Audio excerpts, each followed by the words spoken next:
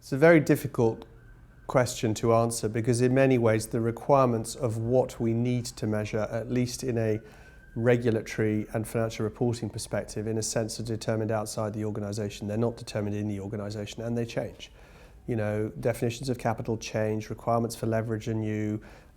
You're measuring LCR and NSFR. You're not measuring loan to deposit ratios and ILGs. I mean, the acronyms in banking are horrendous, but in terms of what one is measuring in the narrowest sense is always changing, and it's always largely driven by the regulators, sometimes driven by the market as well.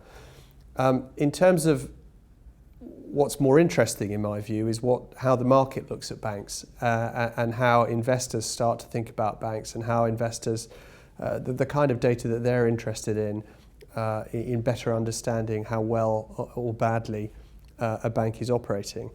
And that does change over time. It changes according to the cycle, it changes according to the geography, it changes according to the theme that is driving valuations of banks in the market in question. That depends on the CFO really having a good understanding and relationship with both the buy side and the sell side.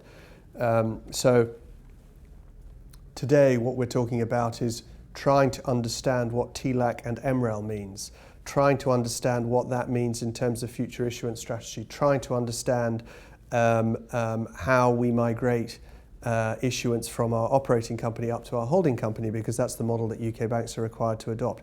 Trying to communicate that in a manner that an investor in Seoul or Tokyo or Newport Beach, California will understand, given that they are trying to invest globally in banks, but the requirements for TLAC or ALAC or MREL generally tend to be local.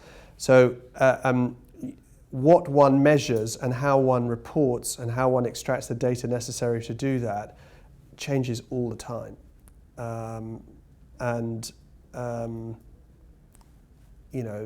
Regulators and investors have an insatiable desire for information.